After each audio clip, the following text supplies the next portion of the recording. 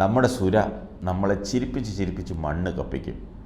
ജയിച്ചാൽ സുൽത്താൻ ബത്തേരി തന്നെ ഒഴിവാക്കുമെന്ന, ഇല്ലാതാക്കുമെന്ന സുരേന്ദ്രൻ്റെ അവകാശവാദം.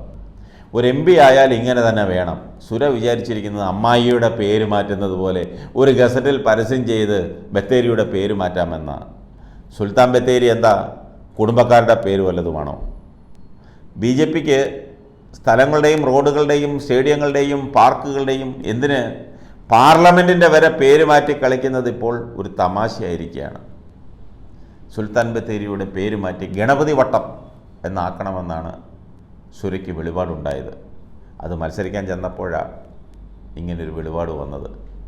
സുര ഇത് മാധ്യമങ്ങളോട് പറഞ്ഞപ്പോൾ തന്നെ ട്രോളാണ് സോഷ്യൽ മീഡിയയിൽ. ഭരണ പ്രതിപക്ഷ ഭേദമന്യേ നേതാക്കൾ അതിനെതിരെ രംഗത്ത് വന്നു. അതിലേറ്റവും രസകരം വട്ടിയൂർക്കാവ് MLA VK പ്രശാന്തിൻ്റെ ട്രോളാണ്.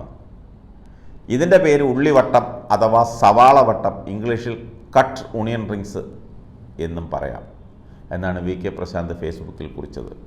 വട്ടത്തിലരിഞ്ഞ ഉള്ളിയുടെ ചിത്രത്തോടു കൂടിയാണ് പ്രശാന്ത് പോസ്റ്റ് ഷെയർ ചെയ്തിരിക്കുന്നത്. വടക്കേ ഇന്ത്യയിൽ ഇതൊരു സ്ഥിരം പരിപാടിയായി തന്നെ അവർ പ്രഖ്യാപിച്ചിരിക്കുകയാണ്. ഡൽഹി മുതൽ ഇങ്ങ് കർണാടക വരെ പലയിടത്തും അവരത് നടപ്പാക്കിയും കഴിഞ്ഞു. പക്ഷേ ഇവിടെ ആ അടവ് കേരളത്തിൻ്റെ മണ്ണിൽ ചിലവാകില്ലെന്ന് BJP കഴിഞ്ഞ ദിവസം മനസ്സിലാക്കി കഴിഞ്ഞു.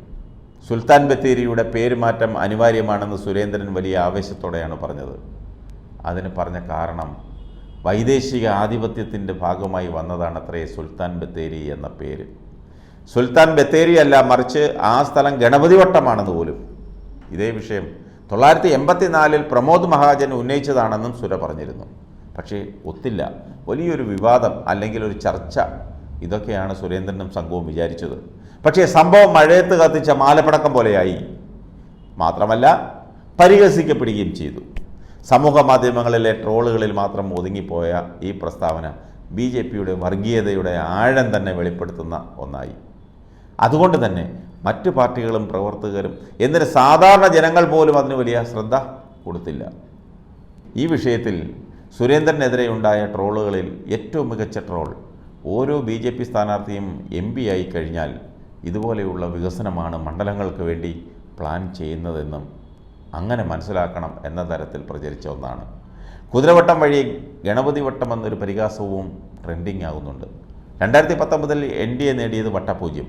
ഇത്തവണ 2024 NDAയ്ക്ക് അത് ഗണപതി വട്ടം എന്ന തരത്തിൽ കാർട്ടൂൺ അടക്കം പുറത്തു വന്നു കഴിഞ്ഞു. എന്നാലും സുരയുടെ ഓരോരോ സ്വപ്നമേ